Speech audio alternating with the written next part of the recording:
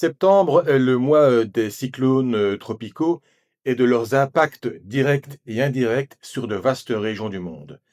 Cette carte bien mystérieuse en est le symbole et je vous propose de l'analyser avec d'autres dans ce décryptage météo numéro 35.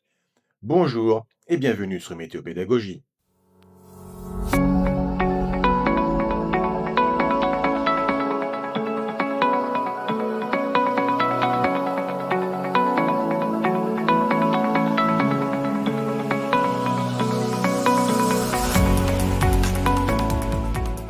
Commençons par l'ouragan Gabriel qui, le 18 septembre, sur cette image satellite, animation satellite en infrarouge, était une tempête tropicale. Et d'ailleurs, certains trouvaient que c'était encore de trop parce que le centre cyclonique que vous avez dans cette zone 50 degrés ouest, 20 degrés nord, était très largement exposé. Il n'y avait pas de centre convectif organisé autour du centre cyclonique. Il y avait des paquets de convection au nord-est et au sud-est, mais donc il n'y avait pas de convection autour de ce centre cyclonique, ce qui faisait dire à certains spécialistes qu'on aurait dû désactiver donc le suivi cyclonique, au moins temporairement, car ça n'en avait pas beaucoup d'importance. Le Centre national des ouragans a continué la surveillance, sans doute pour assurer une certaine continuité. Mais pourquoi ce centre cyclonique était tellement privé de convection dans cette zone-là? Eh bien, il y a un seul mot pour expliquer tout ceci, c'est celui de cisaillement. Le cisaillement est clairement visible sur cette carte de modélisation du supercalculateur européen à une altitude comprise entre 200 millibars et 850 millibars, c'est-à-dire 13 000 mètres et environ 1500 mètres. Et le chi est le mot anglais pour cisaillement, donc publié sur le site Tropical Tidbits. Et vous avez donc Gabriel qui était situé ici, donc à l'est-nord-est de l'arc antillais, dans une zone de très haut cisaillement, car on le voit ici avec les couleurs rouge, orangé, donc quand même 40 à 50 nœuds, c'est-à-dire clairement 60 km par heure. Mais c'est quoi le cisaillement? Vous serez tenté de me demander. Eh bien, le cisaillement, c'est la variation de vitesse et de direction du vent avec l'altitude, et c'est très tueur pour les cyclones tropicaux. En quoi le cisaillement est inhibiteur pour le développement des ouragans? Sur cette image, vous avez donc un cyclone tropical unsheared, donc il n'est pas cisaillé, et vous avez donc ici la colonne atmosphérique qui est parfaitement bien alignée, dans laquelle eh bien, la vapeur d'eau issue de l'océan peut monter librement jusqu'à très haut dans le système cyclonique. Et puis, vous avez ici ce qu'on appelle la ventilation qui peut s'organiser. Donc, dans ce cas-ci, eh bien, l'alignement vertical du cyclone permet à celui-ci de se structurer et de se renforcer. Mais si vous avez un système tropical qui est donc fortement cisaillé, comme vous l'avez ici, eh bien, donc, l'élévation du vent à travers la colonne cyclonique qui est totalement penchée, eh bien, est perturbée. Vous avez le centre de bas niveau qui n'est pas aligné avec le centre de mi-niveau, et nous avons donc ce flux ici qui est oblique, qui n'est pas vertical, et donc, eh bien, la colonne cyclonique n'est pas bien organisée. Il ne peut pas y avoir de ventilation donc en altitude, et le cyclone ne peut pas se développer. Le 19 septembre, la situation a commencé à changer pour Gabriel. Nous avons ici une animation en vapeur d'eau, et nous pouvons voir donc dans cette zone-ci que nous avons effectivement la tempête tropicale Gabriel, qui a redéveloppé de la convection plus proche du centre cyclonique. Ce que nous pouvons voir donc sur la partie ouest de cette image, avec le courant jet qui passe du côté de la Floride, c'est que nous avons aussi situé à l'ouest donc de Gabriel ce petit creux d'altitude qui en fait génère ce cisaillement sur le flanc est et qui a impacté la tempête tropicale Gabrielle pendant plusieurs jours. Et c'est seulement une fois que celle-ci s'est décalée et que Gabriel s'est éloigné de ce creux d'altitude que le cisaillement a vraiment commencé à diminuer et que le système cyclonique a pu reprendre de la puissance. C'est une situation que l'on peut voir aussi sur cette image de modélisation, encore une fois, du supercalculateur européen avec le cisaillement compris entre 200 millibars et 850 millibars. Et donc ici, vous avez la position de Gabriel le 19 septembre, au moment où la convection se reconcentrait donc autour du centre cyclonique, donc cette fois-ci plus au nord-est de l'arc antillais, et on voit que les couleurs, même si elles ne sont pas dans le bleu, mais encore dans le vert jaune, eh bien, elles ont quand même diminué, alors qu'on était plutôt dans le 40 à 50 nœuds, c'est-à-dire 70 km/h. Eh bien, ici, on est plutôt à 20-25 nœuds, donc autour de 50 km/h, ce qui n'est pas non plus totalement limité, mais cette diminution du cisaillement a permis à Gabriel de reprendre les couleurs et de commencer à se réorganiser en ce jour du 19 septembre.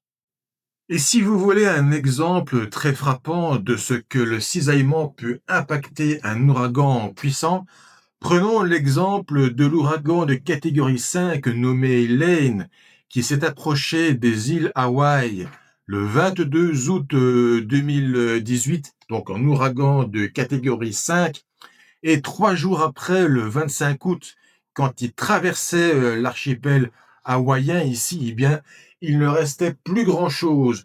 Le cisaillement l'avait taillé en pièces et ceci montre que le cisaillement est un facteur très important dans la structuration et la puissance des ouragans. Et je le dis d'autant plus que les médias généralistes nous bassinent souvent avec la température d'eau de mer pour expliquer un puissant ouragan. Certes, c'est important, mais c'est comme dire qu'il fait très chaud. Donc en France et en Belgique, 30-35 degrés, et que le vent est orienté au sud, qu'il vient de l'Espagne et du nord de l'Afrique. Il faut dire qu'il fait rarement chaud par un vent de nord qui passe au-dessus de la Manche et de la mer du Nord. C'est enfoncer une porte ouverte. Le cisaillement est aussi un facteur très important pour le développement ou non des cyclones. Un cisaillement fort empêche leur développement, on le voit temporairement avec Gabriel, mais un cisaillement plus faible, eh bien, va favoriser évidemment ce développement, mais d'autres facteurs sont très importants, comme l'air sec ou l'air humide, et aussi encore un autre qu'on appelle en anglais le channel outflow. Vous avez sans doute peut-être jamais entendu parler de cela. En français, on pourrait traduire ça par canal de ventilation. Je n'en parlerai pas ici. Il faut un exemple bien frappant pour le montrer. Peut-être cette année, peut-être pas. Mais un jour, je vous expliquerai, car c'est un des facteurs les plus importants pour expliquer les super ouragans. Passons maintenant au typhon Neoguri que vous avez ici avec l'animation satellite infrarouge du 19 septembre, situé à 158 degrés de longitude est et 25 degrés de latitude nord à l'est du Japon. Vous allez voir dans quelques instants une image plus large qui vous permettra de le situer dans le Pacifique.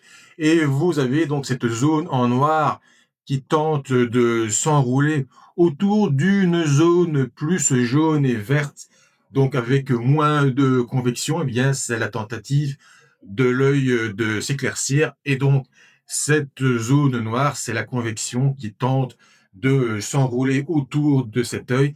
C'est la tentative de Neoguri de se structurer autour de cet œil pour pouvoir se développer plus franchement.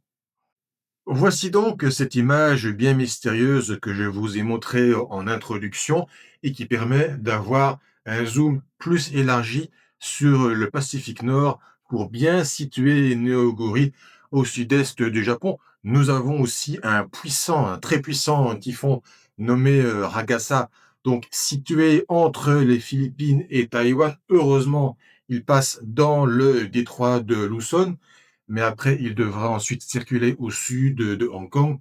Ça, c'est une autre histoire. Mais donc, on voit que Neogori, à travers la modélisation du transport de vapeur d'eau, eh bien, Neogori alimente le courant jet. On voit ces zones rouges et grises qui remontent vers le nord, vers la latitude nordique, au-delà du 40 degrés nord, inspirées par une dépression qui passe au sud du Kamchatka.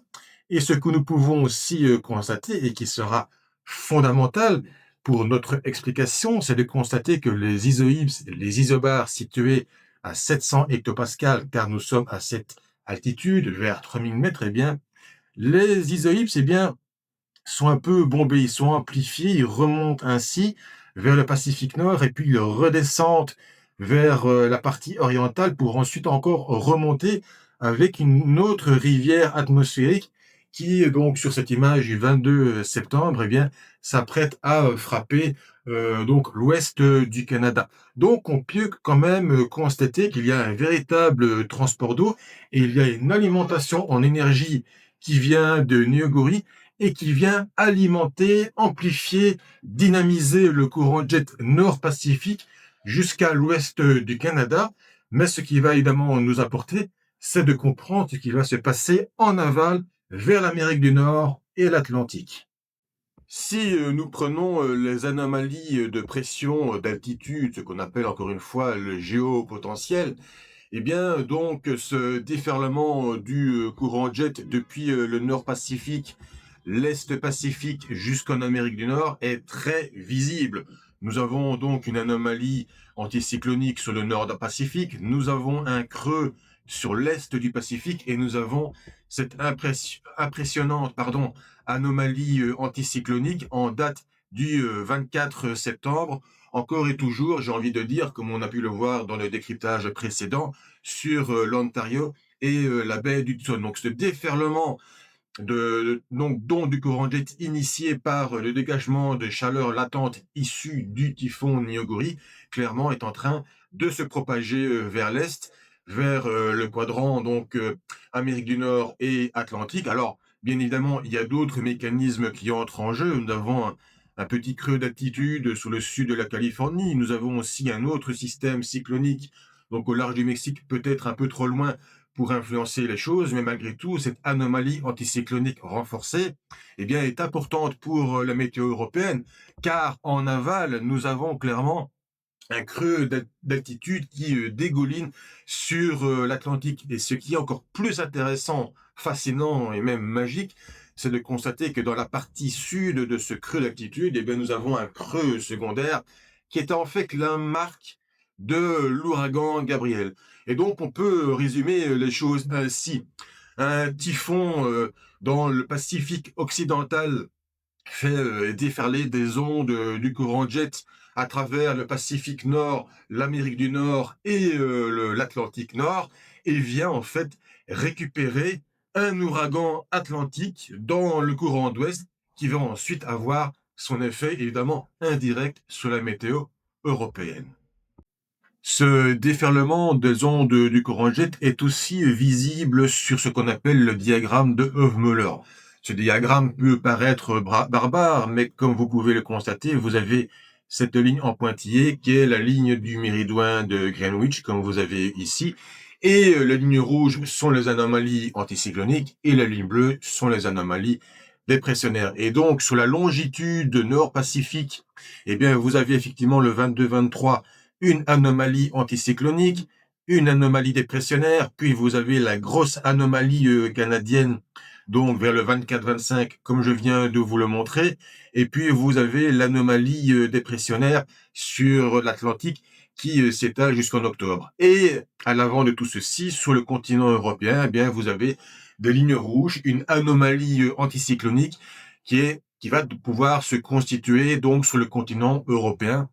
Le problème, c'est qu'il va falloir un petit peu, non seulement confirmer cela, évidemment, mais surtout savoir exactement comment tout va se positionner, et cela risque d'être un petit problème.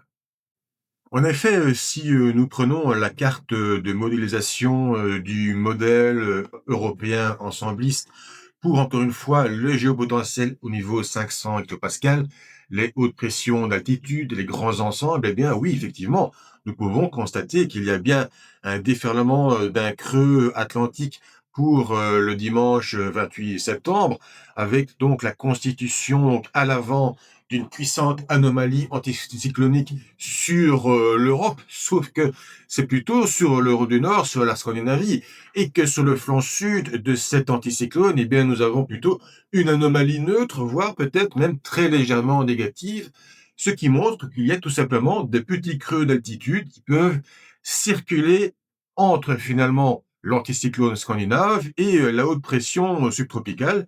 Il serait bloqué, un peu comme un blocage dépressionnaire, et cette goutte froide pourrait générer un temps pas forcément stable, doux et sec.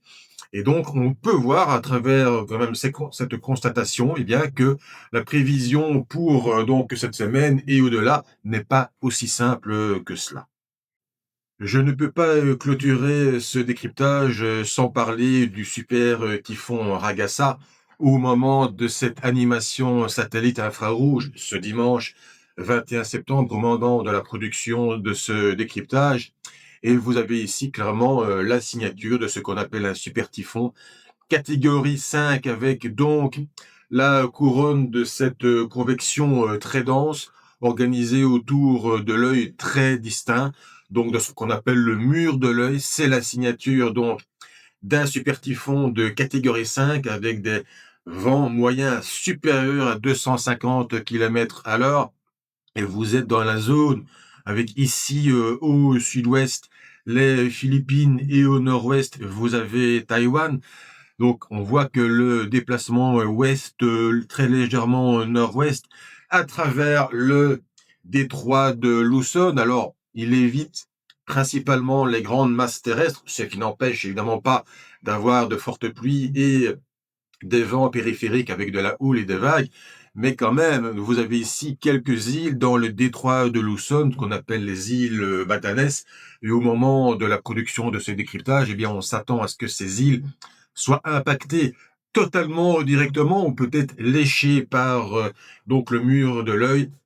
Évidemment, les derniers réglages fins, les dernières observations doivent confirmer tout ceci et on aura très certainement l'occasion d'en parler sur X, car c'est quand même un super typhon catégorie 5 et cela n'arrive quand même pas si souvent que cela.